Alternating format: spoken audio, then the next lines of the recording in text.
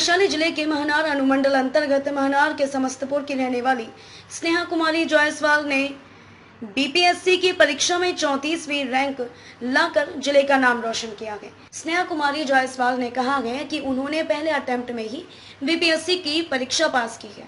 इससे पहले उन्होंने इंजीनियरिंग की पढ़ाई कर बेंगलुरु में जॉब की थी, लेकिन उनका मकसद सिविल सेवा में जाना था, इसीलिए वह नौकरी छोड़कर सिविल सेवा की तैयारी में लग गई थी। इस कारण सफलता मिली। उन्होंने कहा कि वह फीमेल एजुकेशन पर काम करना चाहती हैं और मौका मिला तो फीमेल एजुकेशन को बढ़ाने का प्रयास करेंगी। वैशाली से सुधीर कुमार की रिपोर्ट। मैं वैशाली जिला से हूँ। मैंने बीपीएससी 64th में 34th रैंक अचीव किया है और मुझे बिहार एडमिनिस्ट्रेटिव सर्विस मिला है। कब से कर रही थी तैयारी और किस तरह से? 2018 से मैंने तैयारी की थी। ये मेरा फर्स्ट अटेम्प्ट था बीपीएससी में। तो तैयारी घर पे रह के किया फिर? नहीं, मैंने तैयारी दिल्ली में रह के की है। क्या क्या कठिनाइयों का सामना करना पड़ा था यहाँ तक पहुँचने में? शुरू से ही 10th से लेके 12th तक मैंने हमेशा से पढ़ाई पे बहुत फोकस किया है।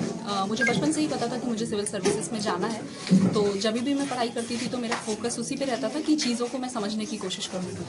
और मेरे 10th और 12th के बाद मैंने इंजीनियरिंग की है भागलपुर कॉलेज ऑफ इंजीनियरिंग से, और इंजीनियरिंग के बाद मैंने जॉब ली थी क्योंकि मैं चाहती थी कि एक मेरा प्लान बी भी रहे, इसलिए मैंने इंजीनियरिंग के बाद 3 साल जॉब किया।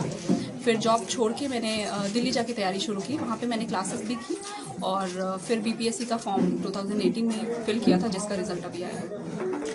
कितना खुशी महसूस हो रहा है पढ़ करके? खुशी तो ऑब्वियसली होगी, पर इस बात की ज़्यादा खुशी है कि घर वाले ज़्यादा खुश हैं। ऐसे मामलों में किसको अपना प्रेरणा का स्रोत मानते हैं? कब आपको लगा कि नहीं, हमको सिविल सर्विस में नहीं जाना चाहिए? हमेशा से ऐसा लगता था कि एक यही ऐसी सर्विस है जिसमें आपको खुल के कुछ काम करने के लिए मिलता है। जो आप बदलाव समाज में देखना चाहते हैं वो इसी प्लेटफॉर्म से आप कर सकते हैं, तो इसीलिए लगता था कि इस सर्विस में जाना चाहिए। तो अब आपने मुकाम हासिल कर लिया है, तो क्या आपकी तरफ से जो पहला प्रयास होगा, किन क्षेत्रों में आप सबसे अधिक काम करने में रुचि दिखाएंगे? एजुकेशन में सबसे ज़्यादा काम करने की ज़रूरत है, क्योंकि आज भी बिहार में जो औरतों की साक्षरता दर है वो काफ़ी कम है। इनफैक्ट मेल लिटरेसी से काफ़ी कम है फीमेल लिटरेसी, और अगर हम देखें तो अच्छे पोस्ट पे या इंजीनियरिंग सर्विसेज में औरतें बहुत कम जाती हैं। इसका मतलब है कि यहाँ पे साक्षरता का दर काफ़ी कम है और हायर एजुकेशन का लेवल और भी ज़्यादा बुरा है। उस पर काम करने की बहुत ज़्यादा ज़रूरत है। वैशाली जिला में पुरुष के मामले में महिलाओं ने परचम ज़्यादा ले रहा है, इसके बारे में आपको क्या कहना है? इसका मतलब है कि परिवार वाली लड़कियों को पढ़ा रहे हैं और ये बहुत अच्छी बात है, लेकिन फिर भी और ज़्यादा इस पे काम करने की ज़रूरत है। इस कामयाबी के पीछे सबसे ज़्यादा श्रेय किसको देना चाहेंगे? मेरी माँ को। और पिताजी को भी। एक सवाल और, जो सबसे आपने एग्जाम दिया, मेंस दिया, पीटी दिया, इंटरव्यू, सबसे अहम सवाल जो आपके ज़िंदगी से प्रेरणा दो, इंटरव्यू में कोई ऐसा सवाल पूछा गया हो जो आपकी ज़िंदगी से प्रेरणादायक हो? हाँ, एक सवाल मुझसे इंटरव्यू में पूछा गया था।